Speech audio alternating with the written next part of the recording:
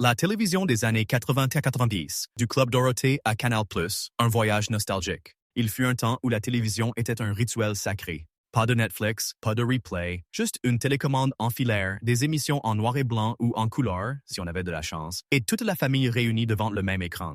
Aujourd'hui, on vous emmène en voyage dans la télé des années 80-90, celle qui a marqué toute une génération. Dans les années 80, la télé, c'était un luxe. Il fallait bien régler les antennes, prier pour que la météo soit clémente et ne surtout pas toucher à la télécommande sous peine de perdre la seule chaîne qu'on captait.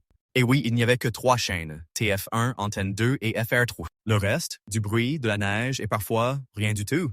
Et puis, il y a eu le rendez-vous, le Club Dorothée. Tous les matins, à 8h30, des millions d'enfants se précipitaient devant leur télé pour retrouver Dorothée, Jackie et leurs dessins animés préférés. Dragon Ball, Sailor Moon, Ken le Survivant, pas de replay, pas de pause. Si tu ratais le début, c'était trop tard. Et les pubs, on les regardait aussi parce que c'était ça ou rien. C'est bon, c'est Carambar, qui dit-il mieux?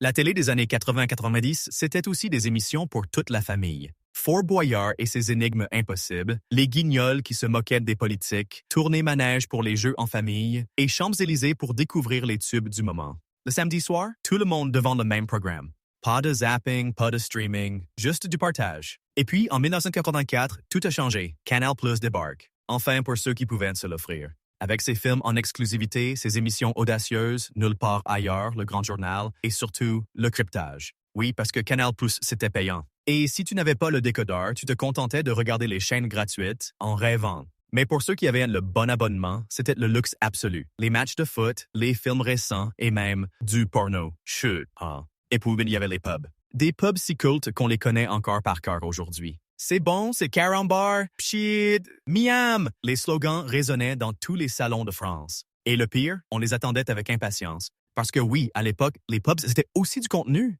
Puis, progressivement, tout a changé. Les chaînes se sont multipliées. M6, Arte, Comedy Central.